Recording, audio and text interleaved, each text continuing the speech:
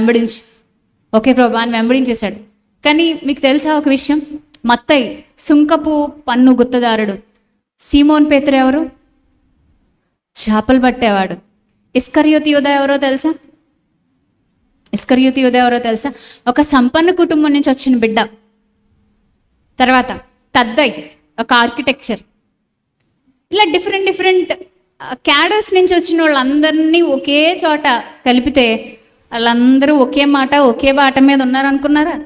ఏకభావము, ఏక మనసు, ఏకతాత్పర్యం వాళ్ళకి వచ్చేసిందా? అస్సలు లేదండి. యేసు ప్రభు వారు తల ప్రాణం తోకొచ్చిందేమో అనుకుంటాను నేను వీళ్ళందరినీ ఒకలాగా తీసుకురావడానికి. ఎన్ని పాటలు పడ్డాడో. జెలోతి అనబడిన సీమోన్ ఉన్నాడు, జెలోతీయుడన, జెలోతియన్స్.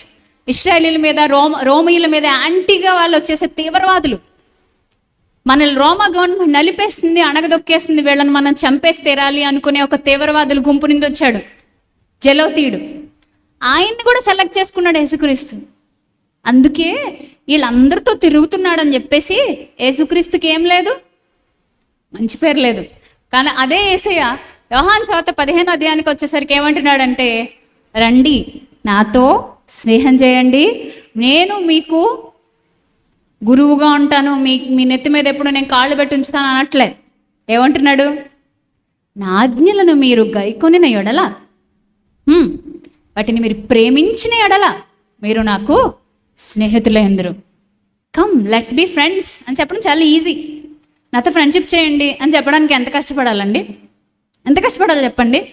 ఫేస్బుక్లో ఒక ఫ్రెండ్ రిక్వెస్ట్ వస్తే చాలుగా టక్కుని ఎగేసుకుంటే వాళ్ళు మనకి ఇష్టమైన వాళ్ళు అనుకో, కొంచెం పాపులారిటీ ఉన్న వాళ్ళు అనుకో, మీకు ఒక్కసారి ఫ్రెండ్ రిక్వెస్ట్ పెడితే మీరు ఏం చేస్తారు? ఆలోచించకుండా ఏం చేస్తారు మీరు? వాళ్ళతో ఎందుకు ఫ్రెండ్షిప్ చేయాలి నేను? ఇప్పుడే నేను వాళ్ళని ఫాలో అయితే వాళ్ళ పోస్టులు నాకు వస్తాయి, ఏంటి ఉపయోగం? ఇదంతా మనకు అనవసరం.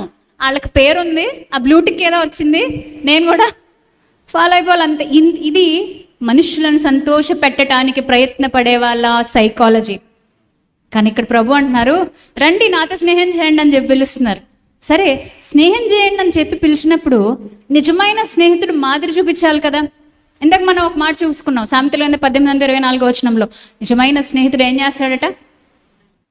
సహోదరుని కంటే చెప్పండి, మిక్కిలి హత్తుకునే స్నేహితుడు ఉంటాడు. ప్రతి ఒక్కరి జీవితంలోనూ ఉన్నాడు. భౌతికమైన స్నేహితుల గురించి నేను మాట్లాడట్లేదు.